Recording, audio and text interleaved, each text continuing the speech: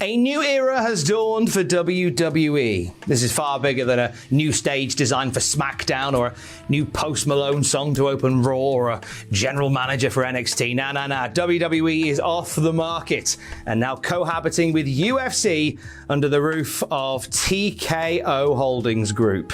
Now, before we dive into what went down on September 12th, 2023, let's look back at past endeavors. At the beginning of the year, Vince McMahon strong-armed his way back onto the WWE board after a retirement considered laughable by many, but quite long by wrestling standards. A series of allegations and scandals forced Vince to step away.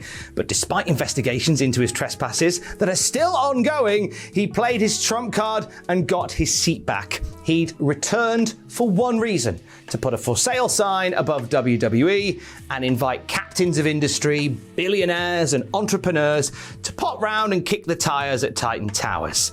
Endeavor, the group who has owned a majority stake in UFC's parent company Zuffa since 2016, were a forerunner alongside Liberty Media, the owners of Formula One. There was even whispered and sometimes loudly bellowed interest from Disney, Amazon, and Warner Brothers Discovery, who own AEW, which, come on, admit it, it would have been hilarious. WWE, however, liked the cut of Endeavor's jib, so the offer was accepted. And on April the 3rd, one day after WrestleMania, WWE and Endeavor struck a deal that would see WWE merge with Zuffa to create TKO Group Holdings, which would be publicly traded on the New York Stock Exchange. This company would be a subsidiary of Endeavor, with the CEO of Endeavor, Ari Emmanuel, also becoming the CEO of TKO, the new kids on the block.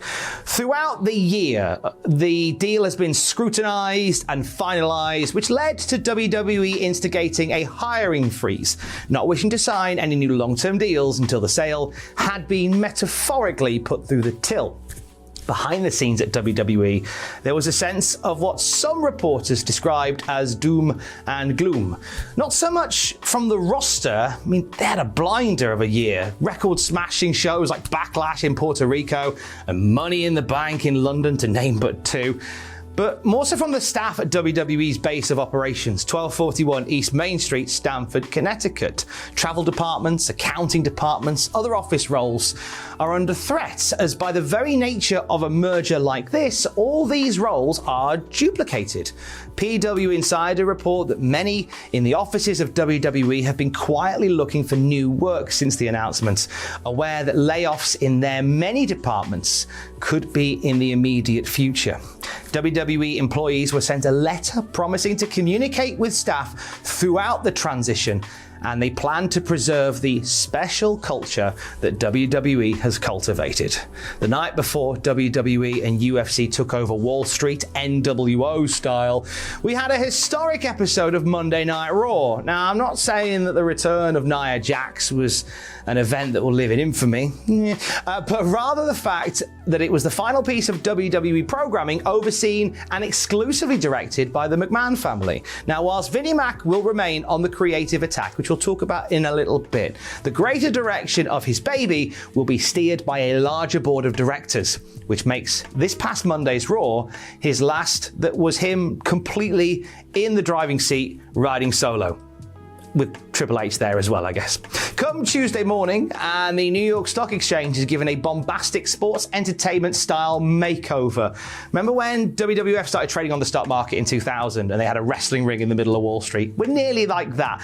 Those working in and around the financial district yesterday would have no doubt been distracted on their commutes by a massive WWE title belt and a massive UFC title belt on Wall Street. I was half expecting a 20-foot Roman Reigns to stomp by, pick up both belts and hold them for arguably too long.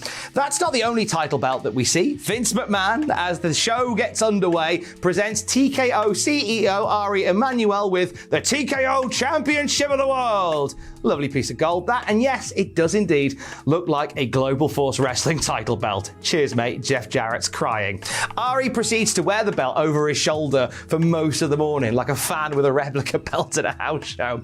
I presume when he wasn't doing CEO stuff that day, he was cutting promos on Doug McMillan and accepting a challenge for a steel cage match from James Gorman.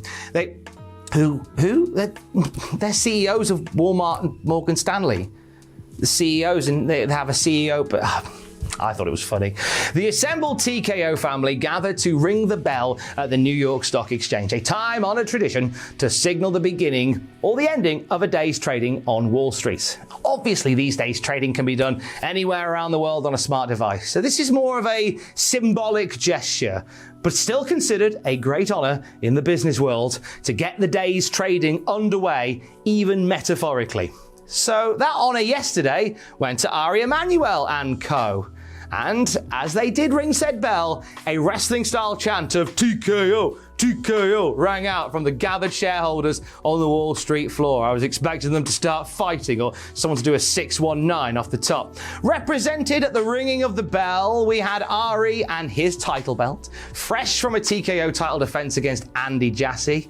And he's the CEO of Amazon. I'm going to leave that joke now. I'm going to stop making fetch happen. Plus Dana White, Paul Levesque, Nick Khan, and Vince McMahon amongst the gathering. Vince couldn't resist working the room either. He did a little Hulk Hogan ear cupping motion just before the bell sounded. Nick Khan gives his best slightly annoyed dad look once he does it as well. Behind them we have numerous members of the TKO board. We have Bianca Belair, who is the only person in history who can say she's opened Wall Street and reenacted a scene from EastEnders with Tom Campbell from Cultaholic. I know! And we have a rare public appearance from Kevin Dun Dun Dun Dun Dun Dun Dun Dun Dun. The video for this particular moment on Wall Street is one single hard camera shot for about 2 minutes, which Dunn would have probably been hyperventilating about. TKO shared a well-produced video on their channels as well that featured WWE and UFC highlights, really emphasizing that there are grand designs for a fighting duality. However, there was a slight botch in their branding that didn't go unnoticed, as the banner on their X page featured a photo of Trinity Fatu, the reigning Impact Knockouts champion. They've since swapped it out, but I'm pretty sure Matthew Gregg from Botchamania saw it already, so it's too late. The bell sounds and ushers in the first day of trading for TKO Holdings.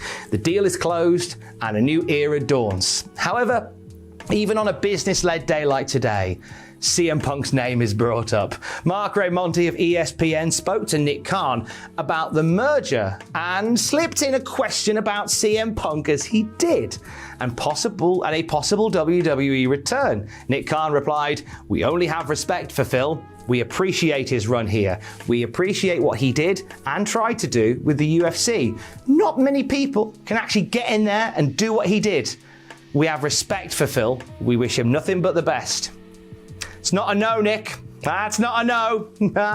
Stock for TKO ended on the first day up 2.44%, and WWE Executives receive a bonus as a result of the closing. Nick Khan got 15 mil, nice. Paul Levesque got 5 mil, all right. Frank Riddick also got 5 mil, hey. And Kevin Dunn pockets 7 mil, nice. This is really the big reason for all this merger mania, more money. Combining UFC and WWE as TKO, it was noted by Endeavor that it would lead to up to $100 million in annual cost synergies by combining WWE and UFC's back office infrastructure. This is basically a polite way of announcing WWE and UFC office cuts. That special culture will be preserved though. The other reason is WWE is acquiring the hive mind of Endeavor, particularly when it comes to TV deals and live event operations. WWE have gotten better at driving revenue growth over the years. Pretty much every international live event they're actually paid to go and do as opposed to booking them. They can become even better though with the assistance of Endeavor and their people. We've already caught wind of WWE and UFC potentially running events in the same city over a weekend, creating this sort of mega sports fan cross promotion that could potentially bring millions into a marketplace. Mark Shapiro is the COO of both Endeavor and TKO, and he told Variety magazine that the plan for TKO doesn't end with WWE and UFC, promising to keep an eye out for strategic pocket acquisitions. So could more sports entertainment and maybe other MMA products gather under the TKO umbrella in the years to come? Shapiro is certainly hopeful that would happen. He's going to be a key player moving forward for TKO as the COO, working alongside CEO Ari Emmanuel, CFO Andrew Schleimer, and CLO Seth Krause. Vince McMahon is in the mix there as well as the executive chairman of the TKO board, whilst Nick Khan will serve as president of WWE. The merger means that, as we said earlier, for the first time, the McMahon family has not owned controlling interest in WWE since it was founded in 1953. When it comes to the rest of the board, some big names in business that TKO will have to answer to. It means that Vince McMahon's whims and eccentricities may not be as welcomed as they were before. Now, how will this change WWE programming, if at all? Well, the boring answer is it won't really affect anything, at least not immediately. WWE will still be controlled by Vince McMahon. It's his baby, even though he no longer is the majority shareholder. Triple H is still chief content officer, working with McMahon to put together WWE television.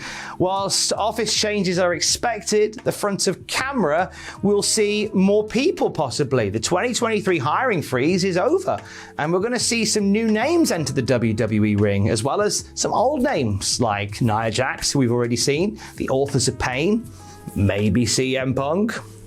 That would be a true TKO, wouldn't it? Whilst the events of yesterday may not register as we watch day to day, we may see some seismic shifts long term. Co-promotion alongside the UFC seems inevitable, and major money for the suits at the top seems inexorable. So maybe not so much a new stage design for SmackDown will come from the merging into TKO, but certainly a new swimming pool for Kevin Dunn. Stay safe. Love you. Bye.